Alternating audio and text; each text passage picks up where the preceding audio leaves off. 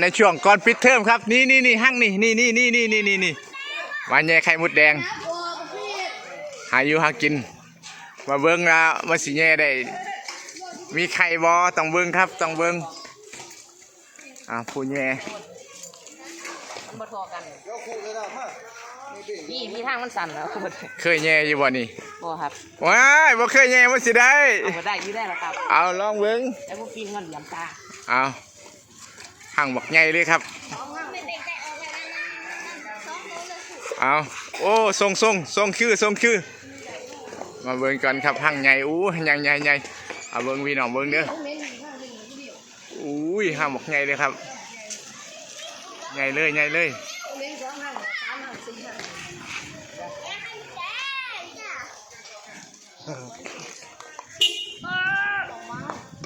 นี่จะไข่ขาวนี่จะเคาะเนี่ยคุณห่างบักใหญ่ครับเอาเบิ้งสิได้บ่นี่คือ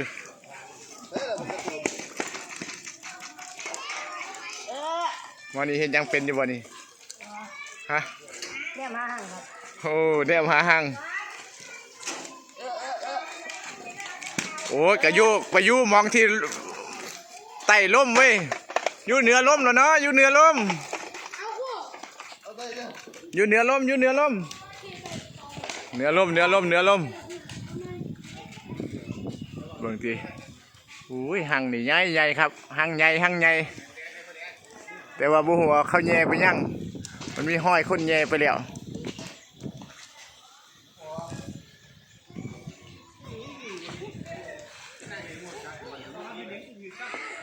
เป็นจังได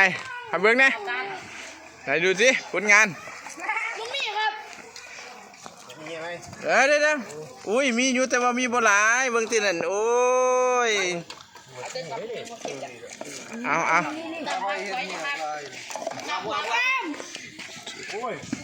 ยังอีกก็ได้ยังเลยโอ้ยพอได้อยู่หน่อยหนึ่ง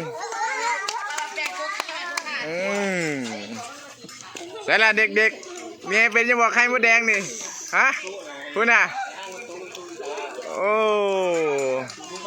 พอได้กินนี่ไม่เป็นสำนีกับพ่อไข่อยู่ดอกพอได้ก่อยอยู่หน่อยนึงพอได้ก่อยคือเป็นยังบ่อังเปาเคยแย่อยู่บ่โอ้หมอนี่เคยแย่อยู่บ่เคยอยู่ค่อยได้อยู่ค่อยสิลูกมาเบิ่งอีกครั้งนึงเบิ่งมาเบิ่งอีกครั้งนึง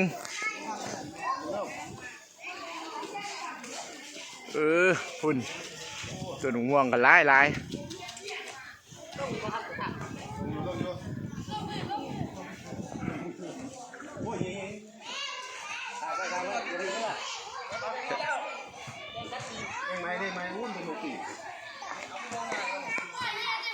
เดี๋ยวเบิ่งคือหลายคุณไม่หลาย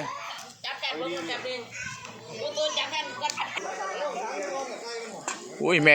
เป่งมันเฮียครับมันเฮียมาซอยกันเก็บเร็วอังเปาเร็วนี่ที่แม่เป่ง3 4 5 6 7 8แม่นี่พี่มวนไปอีกแบบครับพี่น้องมวนอีกแบบหนึ่งนี่ไปเนี่ยมากก็พอได้